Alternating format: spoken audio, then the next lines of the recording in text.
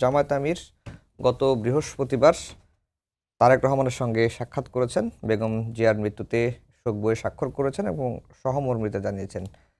সেখান থেকে বের হয়ে গণমাধ্যমের সামনে তিনি কথা বলেছেন। তিনি বলেছেন যে অতীতে বিএনপির সঙ্গে তারা একসাথে ছিলেন, ভবিষ্যতেও কাজ করবেন এবং নির্বাচনটা হয়ে গেলে সরকার গঠনের আগে তারা আবার বসে মিলেমিশে কিভাবে কাজ করা যায় সেই বিষয়টি নিয়ে তারা দেখবেন।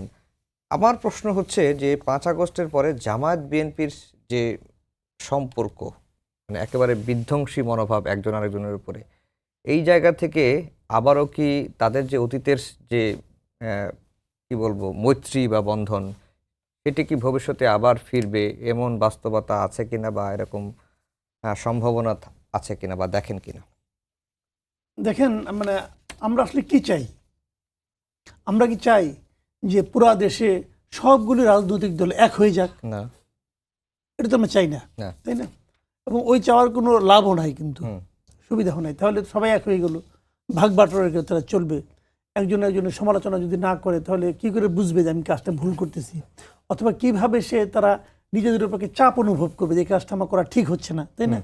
কাজে আমরা তো চাই না এটা যে সবাই এক হয়ে যায়। যেমন আওয়ামী লীগের সঙ্গে জাতীয় পার্টি এক হয়ে গেছিল, দেশের কি তাতে বিশাল উন্নতি হয়ে গেছে না ক্ষতি হয়েছে?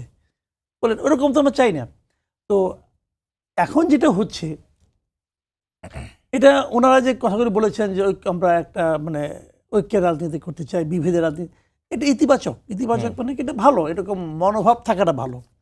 আমরা অবশ্যই চাই যে দুই দলের দুইটা আলাদা আদর্শ নিয়ে দুই দল দুইভাবে রাজনীতি করবে, দুইভাবে চিন্তা করবে এবং তাদের মধ্যে আদর্শিক বিভেদ তৈরি হবে, এটা কোনো সমস্যা নাই। আদর্শিক বিভেদ কমাতে বিতর্ক হবে, এটাও কোনো সমস্যা নাই। কিন্তু আমরা এতদিন হয়েছি জানেন, আমরা এতদিন দেখেছি যে আসলে বিরোধীদের রাজনীতি না। এতদিন আমরা দেখেছি প্রতিহিংসার রাজনীতি, এতদিন আমি দেখেছি পরস্পরকে নিশ্চিহ্ন করে দেওয়ার রাজনীতি। ওই প্রতিহিংসার রাজনীতি এবং পরস্পরকে নিশ্চিহ্ন করে দেওয়ার যে রাজনীতি, সেখান থেকে আমরা মুক্তি চাই। কিন্তু আমরা পাশাপাশি একটা শক্তিশালী বিরোধী দল চাই। সেটা যদি আমরা পাই তাহলে আমরা মনে করি একটা গণতান্ত্রিক পরিবেশ তৈরি হয়েছে। আর তা না হলে আমি আপনার পিঠ চুলকে দিলাম, আপনি আমার পিঠ চুলকে দিলেন, এটা কোনো গণতান্ত্রিক পরিবেশ নেই, এটা হলো কবরের নিস্তব্ধতা। ওইটা আমরা তো আমাদের দরকার নাই, ওই শান্তি আমরা চাই না। তো সেক্ষেত্রে এখন এখানে জামাতের যিনি গিয়েছেন, জামাতের আমির যে আপনার বিএনপির ভারপ্রাপ্ত চেয়ারপারসনের কাছে গিয়েছেন, এটা তারা তো একসময় একসঙ্গে ছিলেন, কিন্তু উনি তো গিয়েছেন রাজনৈতিক আলাপ করার জন্য না। উনি গিয়েছেন একজন সদ্য মাতৃহারা মানে পুত্রকে সান্ত্বনা দেওয়ার জন্য এবং তাদের দলের যে তাদের প্রতি কি ফিলিং সেটা ইনফর্ম করার জন্য। সেখানে তো এই আলাপটাই হবে। নিশ্চয়ই যেই প্রথমে উভয়কে সালাম দিয়েছেন, আসসালামু আলাইকুম বলেছেন, আসসালামু আলাইকুম মানে কি? আপনার মধ্যে শান্তি বর্ষিত হোক বলছেন, তাহলে তারা তো পরস্পরের শান্তিই চাচ্ছেন।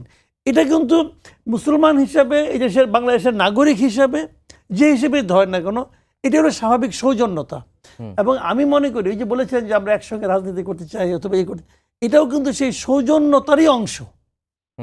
এটার অন্য কোনো অর্থ এখানে আপনি খুঁজতে পারেন, সারাদিন খুঁজতে পারেন, আমাদের দিয়ে খুঁজাইতে পারেন, কিন্তু এই খুঁজে কোনো লাভ নাই। এটা আসলে মূল ব্যাপার না। মূল থিমটা যদি এটা হয় যে আমরা পরস্পরকে নিশ্চিহ্ন করার রাজনীতি করব না, আমরা প্রতিহিংসার রাজনীতি করব না, আমরা বিরোধিতার জন্য বিরোধিতা করব না, তাহলেই আমি একজন সাধারণ মানুষ হিসেবে আমি হ্যাপি থাকবো। জি।